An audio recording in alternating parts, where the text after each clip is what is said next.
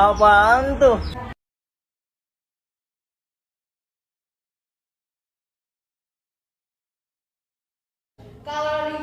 Kalorimetri sendiri ini adalah sistem di mana ini terisolasi, artinya tidak ada energi maupun materi yang masuk ke dalam kalorimeter. Nah, kalau kalorimeter adalah alat untuk menghitung kalor.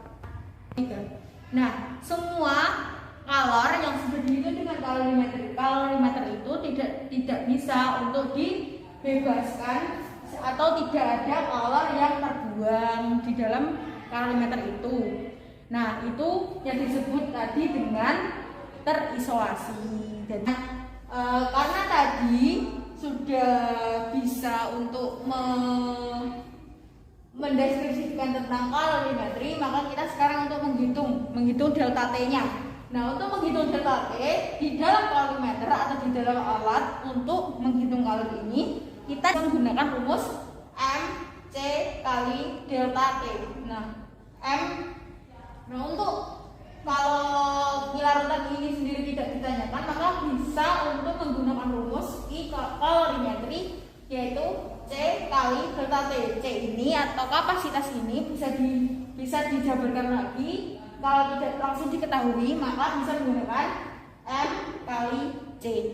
Nah, kalau tadi sudah menghitung Q kalorimeter, nah jika Q kalorimeter ini diabaikan, maka nilai perubahan entalpi bergantung pada nilai Q larutannya atau kalor larutannya. Nah, tadi kan bergantung pada nilai larutannya. Kita bisa menggunakan rumus ini M kali C kali delta T. Nah, kan di dalam materi kalorimetri ini ada delta H-nya. Delta H kita bisa menghitungnya dengan delta H sama dengan min Q larutan dibagi N. Saya akan menjelaskan materi hukum Hess.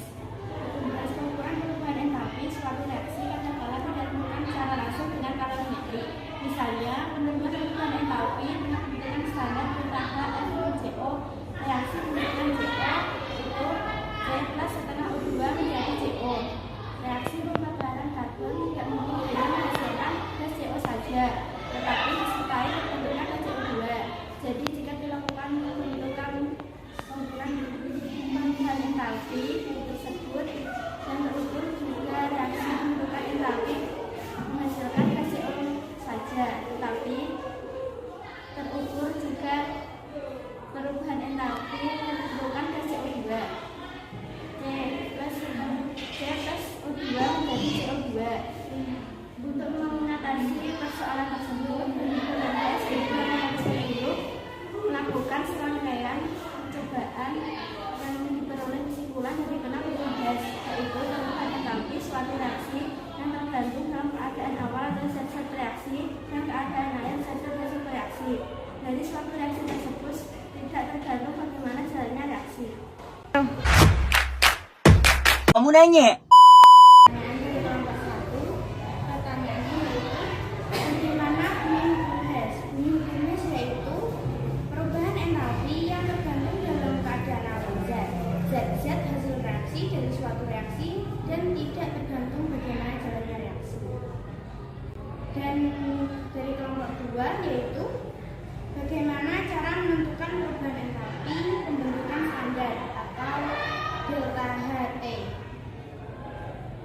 Melakukan penjumlahan seluruh delta H, F derajat pada ruas kanan dan ruas kiri, lalu kalian kalikan koefisiennya. Jumlah ruas kanan kita ruangkan dengan ruas kiri. Lalu pertanyaan dari kelompok 3, contoh penerapan hukum Hess. Penerapan hukum Hess dalam kehidupan sehari-hari adalah misalnya ketika kita berpergian ke kota Jakarta, maka kita bisa melewati jalan sesuai jalan yang kita inginkan, tetapi tujuan kita ya sama, yaitu ke kota Jakarta. Intinya terserah mau melewati jalan manapun, tetapi tujuan kita sama dari awal. Memberikan penulisan